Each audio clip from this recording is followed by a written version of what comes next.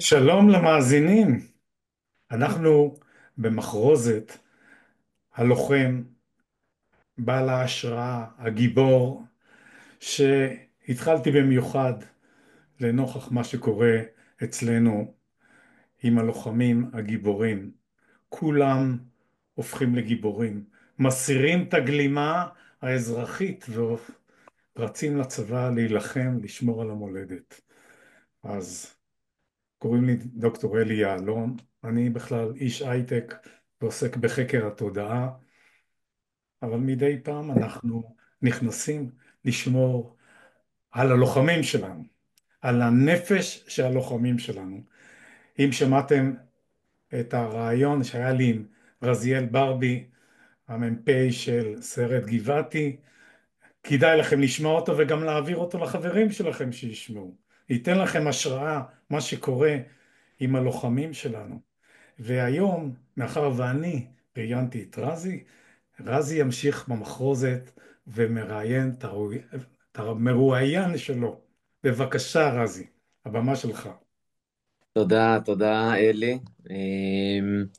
אז ככה כמו בשרשרת, אנחנו ממשיכים את השרשרת, שרשרת הדורות, שרשרת הרעיונות. וככה אני אפתח ואגיד שאני חשבתי רבות את מי לראיין בסימן הגבורה, בסימן הלוחמים. מי עבורי מהווה איזושהי דוגמה ומופת לשילוב מדהים, גם של איש רוח וגם של לוחם עז נפש. שגם יצא לי בקרוב להיות איתו גם בקרב, צמוד צמוד, וגם ככה ליווה אותי בצורה אינטימית ואישית, ואת הפלוגה שלי ואת הלוחמים שלי. אה, אני שמח לפתוח ולהגיד כאן על הרב אורי סדן שנמצא איתנו פה. אה, הרב אורי, מה שלומך? שלום וברכה, מזל טוב. תודה, תודה. מי שלא יום יודע, הולדת זה, שמח. כן, נולד לי בן רביעי ממש לפני 4 ימים.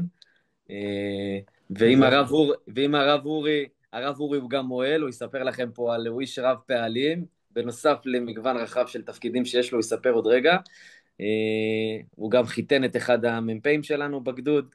בקיצור, עוד שנייה הוא ייגע בזה, אז באמת, אה, בשאלה את מי לבחור לשרשרת, זו שאלה, עבורי שאלה אה, עם כובד משקל, צריך אנשים מיוחדים, והרב אורי הוא באמת כזה. אז הרב אורי, אני אשמח ככה בפתיח שתספר קצת בכמה מילים על עצמך, אה, ואנחנו נמשיך משם. שלום וברכה, כיף לפגוש אותך. אה, דוקטור אלי יהלומי ביקש שנציג את הגלימה האזרחית. אז בגלימה האזרחית, שמי אורי, נשוי לשירית, אבא ל8 ילדים, מהם כרגע שלושה בצבא, 2 לוחמים, עוד אחד קצין. עוד 2 חתנים, גם כן בצבא, שניהם לוחמים. אה, באזרחות אני רב, רב קהילה, אב בית דין לדיני ממונות, מגשר, חוקר משפט עברי, אה, בתחביבים עושה עוד דברים נוספים, נהג אמבולנס, מוהל, עורך חופות, רשם נישואין של רמת הגולן, ועוד כמה דברים מהצד. מדהים, מדהים. ובכובע שלך בצבא, במילואים, ספר ככה לכולם.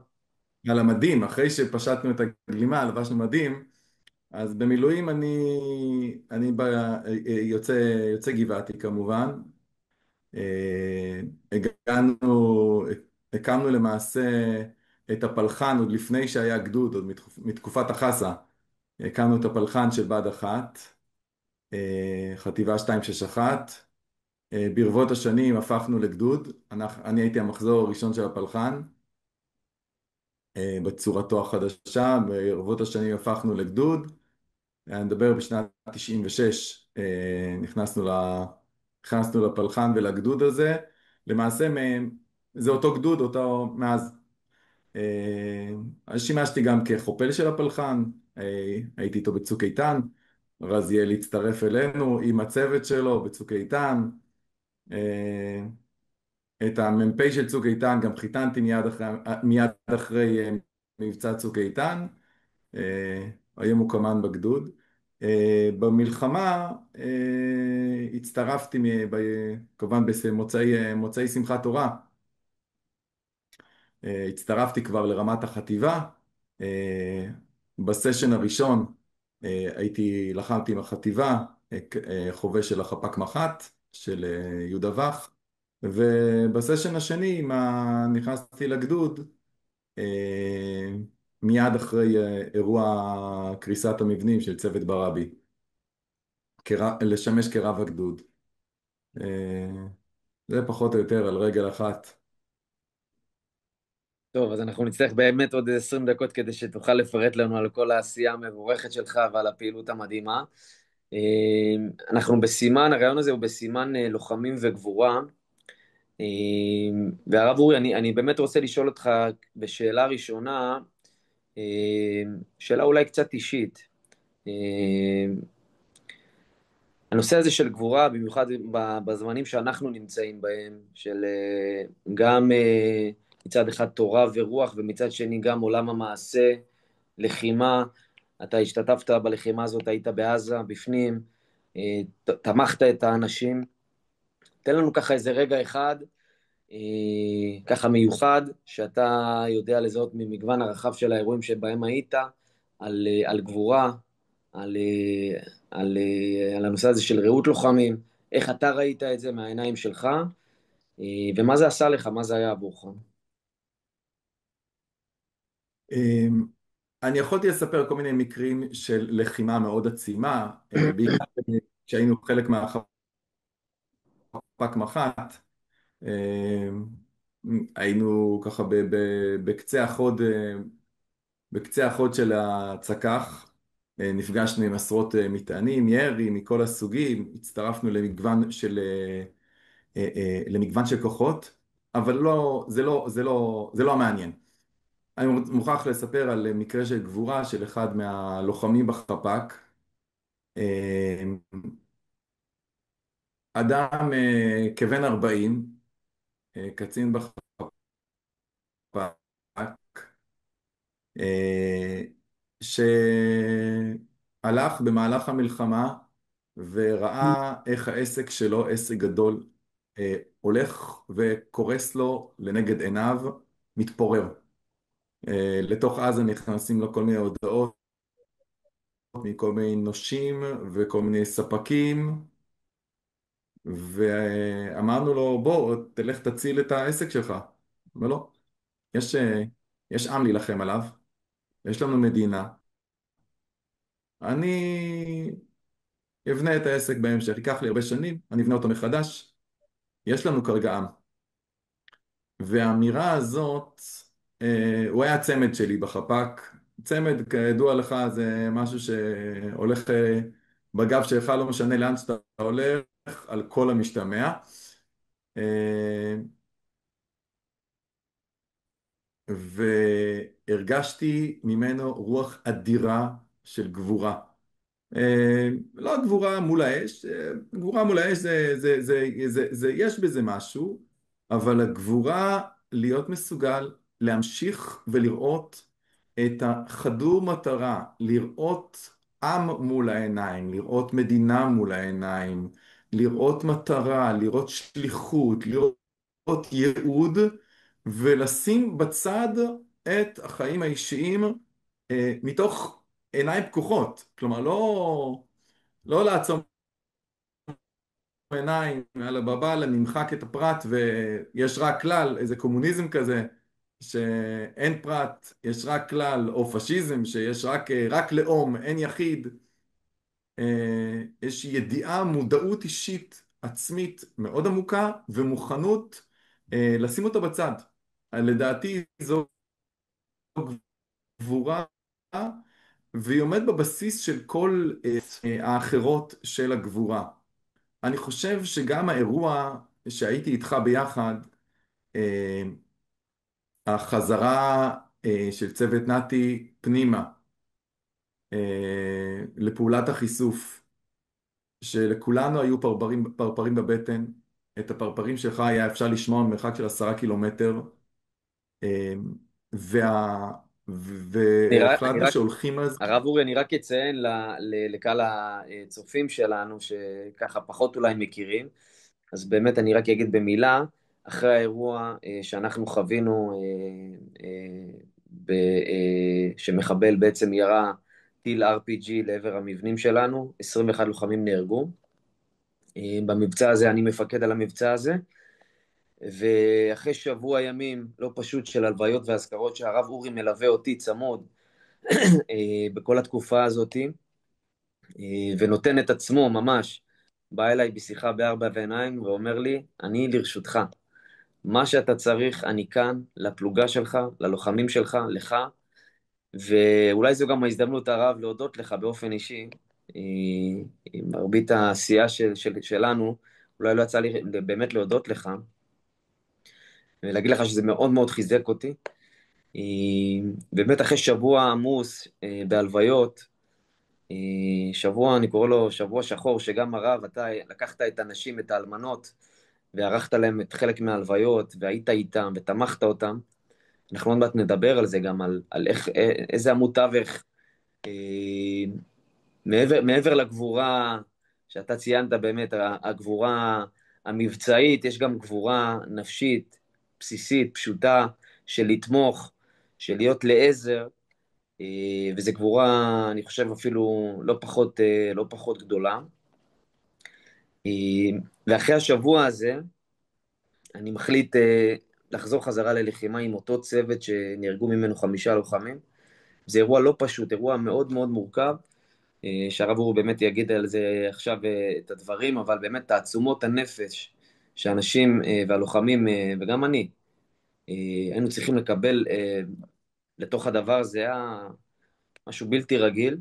באמת הרב, אתה היית שם עבורנו והצטרפת אלינו לתוך המבצע הזה. אתה יכול להמשיך הרב, רק זה היה אנקדוטה קטנה כדי לחבר לכולם את ה... כן, בתוך המבצע הזה, אה, גם שם קיבלתי צמד חדש, את יבגני, ונכנסנו, ואתה רואה לוחמים שאיבדו את החברים הכי טובים שלהם, ממש כמו משפחה, כאשר הם נכנסים, ובשיחה בהאמר, בדרך פנימה אנחנו משוחחים, מה גורם לכם, לבוא ולהיכנס? ומהם אותה תשובה, עוד לא סיימנו. יש לנו מדינה, יש לנו עם, הכאב הוא עצום, הכאב הוא עצום, אי אפשר להסביר אותו, אבל הידיעה שיש לנו, שאנחנו חלק ממשהו גדול, והמשהו הגדול הזה תלוי בנו, אני חושב שכל הלוחמים היו שותפים לה, וזה מה שמניע אותם. ו, ובנקודה הזאת אני רואה אגב נקודה משותפת להם ולאותו קצין בחפ"ק מח"ט. מודעות, קודם כל מודעות אישית לפרט, כי בלי מודעות אישית לפרט אין על מה להתגבר. מה זה אומר מודעות אישית לפרט? כלומר, לא לשים את הכאב בצד, לא להגיד אין כאב, לא להגיד אין עסק, זה לא חשוב, מה שאני מרגיש זה לא משנה. כשאני מוחק את עצמי, הגבורה היא היכולת להתגבר על עצמי למען, למען הכלל, למען מטרה, למען אידיאל, למען לעשות טוב בעולם. זו הגבורה. אם מחקתי את עצמי, לא התגברתי על כלום, כי לא הייתי צריך לדלג על שום משוכה. מצד שני, אם הפכתי את המשוכה לחזות הכל, אם אני רק פרט, לא תופיע גבורה. אני אכנס לכוך שלי, לאיפה שאני שומר על הפרט שלי כמה שיותר, ושם אני אציל את עצמי. לכן באף אחד משני הקצוות, או מחיקת הפרט או מחיקת הכלל, לא תופיע גבורה. גבורה תופיע במקום שיש פרט משמעותי, שכואב, שמוותר, שיש לו המון, איך אמר אלי בהתחלה, הגלימה האזרחית שלו היא משמעותית, והוא מוכן לוותר עליה, לשים אותה בצד ולהיכנס פנימה. אז זה נקודה שאני חושב שהיא נקודה מרכזית בהופעה של גבורה בכלל, וגם במקרה הזה בפרט. אני חושב שבנקודה שאתה ציינת, וזה הגבורה של ליווי ותמיכה, וכאן אני אפרגן בחזרה לברבי. אה, ה- המקצוע של ברבי בשנה האחרונה זה ליווי משפחות שכולות.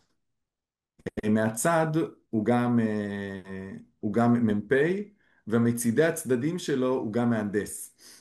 אה, המשימה הזאת לקחת את המשפחות השכולות וללוות אותן, זו אותה אמירה.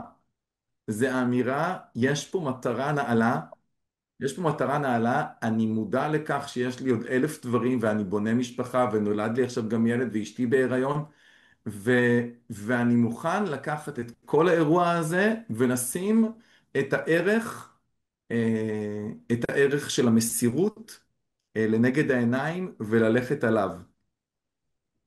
זה הגבורה של הליווי, והוא מייצר באדם כוחות שהוא שהוא לא מכיר. הכוחות שהאדם מוצא בעצמו כשהוא מתרכז רק בעצמו הם מוגבלים. כאשר האדם מצליח לפרוץ את עצמו, הוא מבין שהקדוש ברוך הוא נטע בו כוחות הרבה מעבר לגרם ורבע של תעצומות שהוא מגלה בחיים האזרחיים שלו. עם כל הכבוד להם. מדהים. אה, קודם כל הרגשת אותי באופן אישי. אה, ככה דברים מאוד מיוחדים, שגם מחזירים אותי קצת אחורה. אה, מחזירים אותי לאותם רגעים. וכמו שנגעתי מקודם, וגם אתה ציינת את זה, הסוגיה הזו של, של הגיבורים שלנו, של הלוחמים שלנו, גם בסדיר וגם במילואים וגם האזרחים עצמם, קהילות שלמות שהפכו להיות גיבורות שתומכות ומפרגנות. יש את כל מה שקשור לחטופים והארגון שקורה שם, הליווי, העוצמות שהאוכלוסיות, מגוון הקשת נותנות בסוף לאנשים, זה גבורה, זה בדיוק כמו שאתה דיברת עליו. אה, רציתי לשאול אותך, הרב, האם אתה יודע לשרטט אה, איזושהי תבנית? זאת אומרת, אם אנחנו עכשיו ניקח איזשהו אב טיפוס איך לייצר גיבור, האם אנחנו יודעים לעשות את זה, או שזה משהו מולד, או שאולי דווקא אה, בעיתות משבר פתאום נולדים גיבורים חדשים? אני אקח את זה, נתחיל מסיפור. אחת הפעילויות שלנו בחפ"ק מח"ט, קיבלנו מידע מודיעיני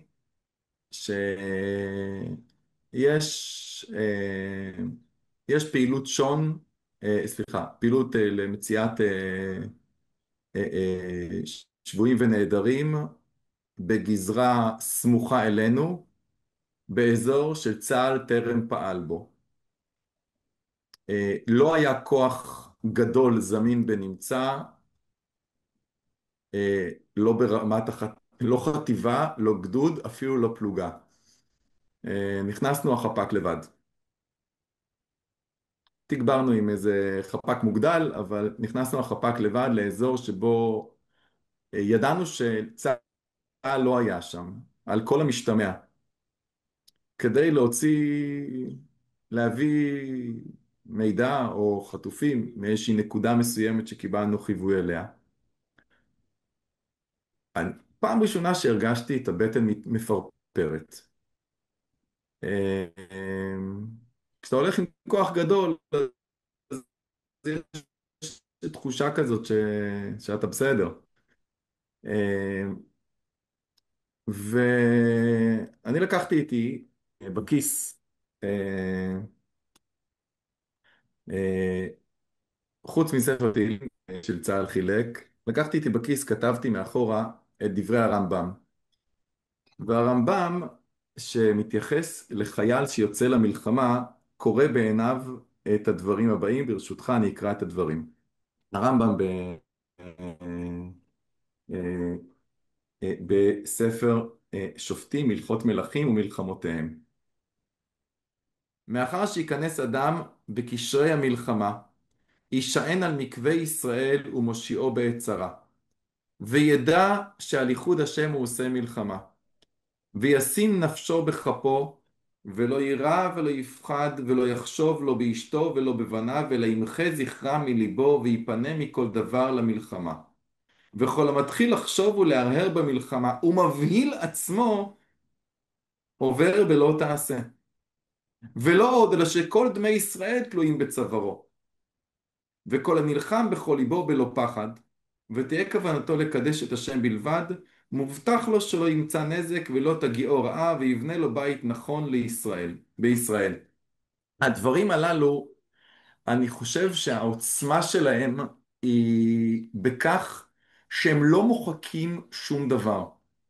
הם לא מוחקים את האדם, הם מבקשים מהאדם להיות עם שליטה עצמית, עם מודעות עצמית, ולדעת שברגע מסוים, בנקודה מסוימת, הוא צריך לדעת, בתוך הנפש, לדעת לשים את הפרט בצד על כל חשיבותו, את אשתו ואת בניו, ואין דבר שחשוב לאדם יותר מאשתו ובניו.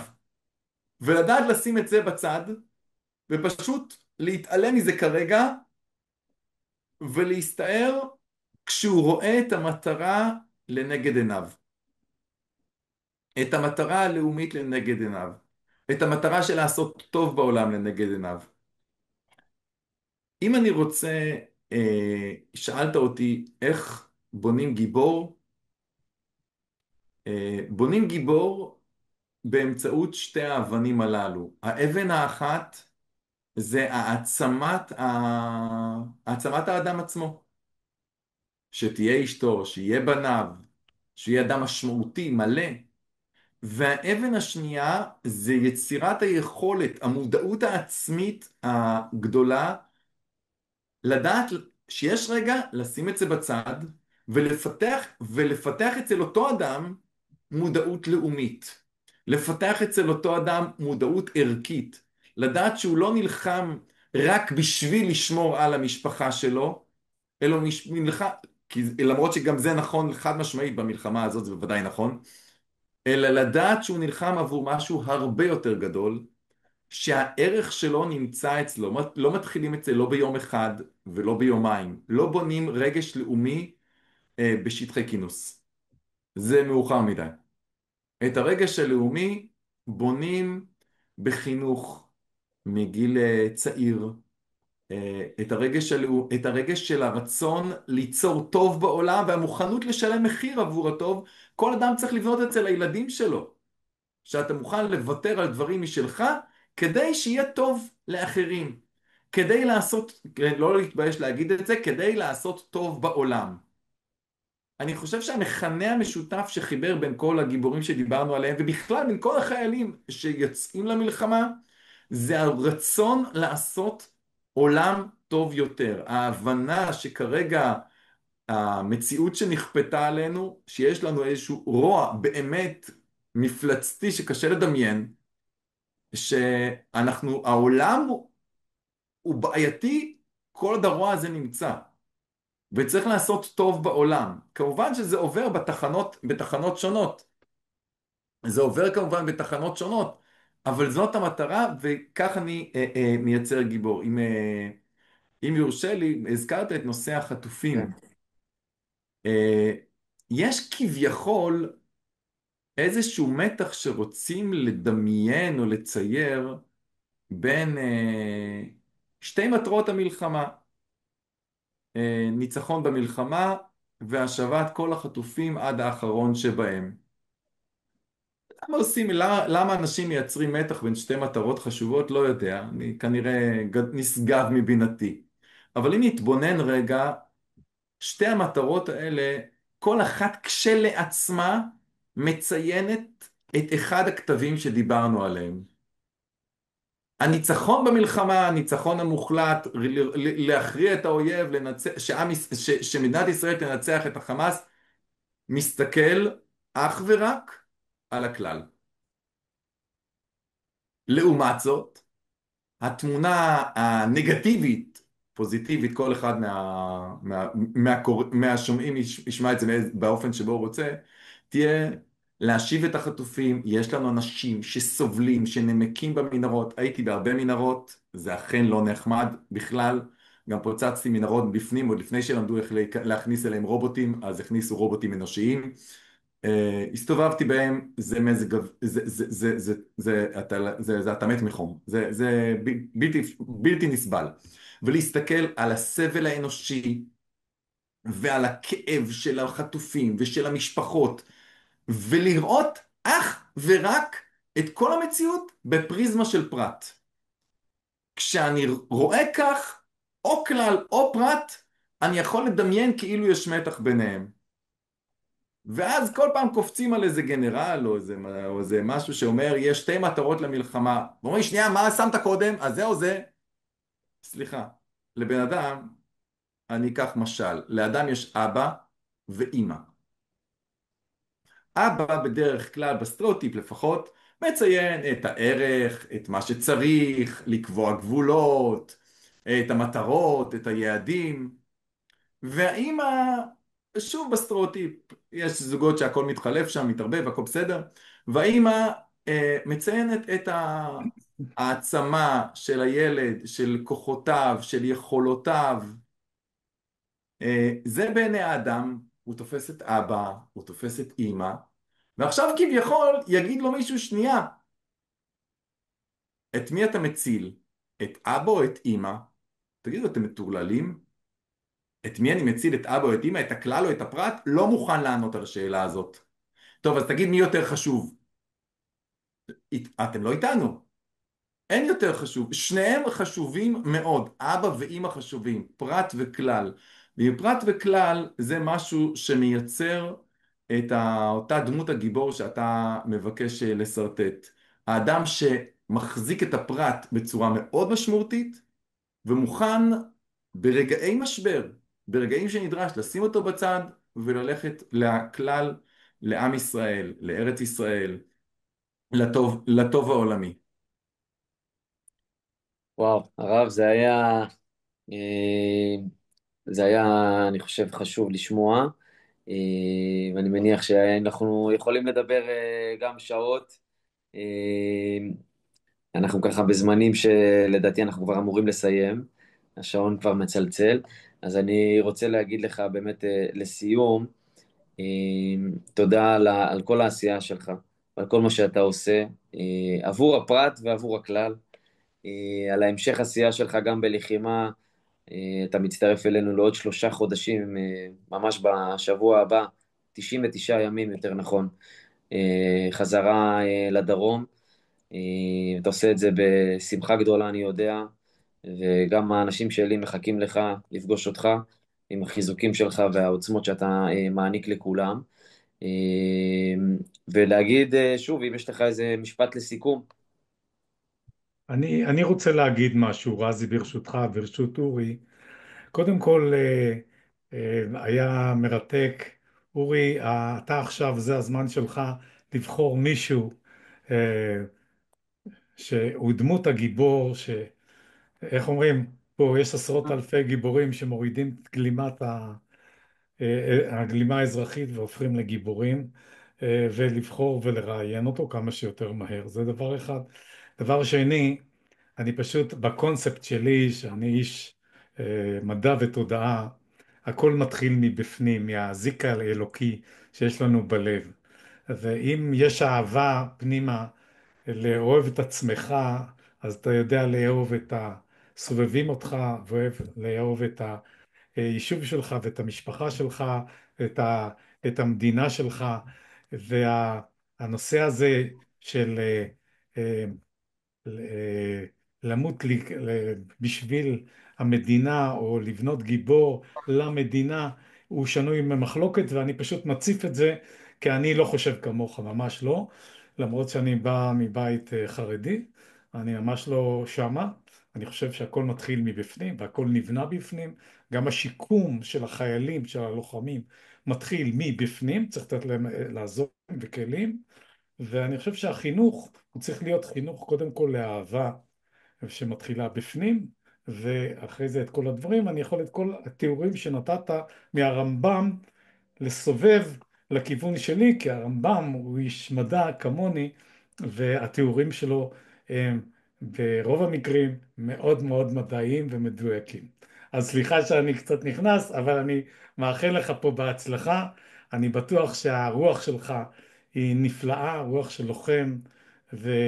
ואיש ערכי, ואני אראיין אותך בנושא של חינוך, כי אני חושב שיש לנו מחרוזות של חינוך, ובמחרוזת חינוך אני בטוח שאתה תהנה ולא תפסיק לדבר, אנחנו נצטרך להקציב לך שעה. אז תודה רבה לכם. תודה רבה. תודה רבה אורי, לכם, אתה ותודה רוצה לכולם. להגיד משהו? סליחה שאני... לא, זה בסדר גמור, אלי. העובדה שאתה מגיע מבית חרדי בהחלט מסבירה את ההשקפה, כי באמת ביהדות, לא נגענו בזה, את היהדות היא לא תורה של כלל בלבד, והיא לא תורה של פרט בלבד. התורה מתייחסת הן לכלל והן לפרט. גם וגם. ונכון. ואני חושב ישנן תפיסות מסוימות שרואות את התורה באופן חלקי, באופן שמתייחסת רק לפרט. אני חושב שבמובן מסוים הרקע החרדי שלך נשאר כתורה שמתייחסת בעיקר לפרט, וקשה לה להתחבר לסיפור הלאומי. ואני חושב לא, שהתורה לא, היא גם... לא קשה, קל מאוד להתחבר לנושא הלאומי, אבל מרמת הבילדינג בלוק, אבן היסוד היא הזיק האלוקי שבך. על זה מצרפים אורות רבים, ואז אנחנו הופכים לאור גדול.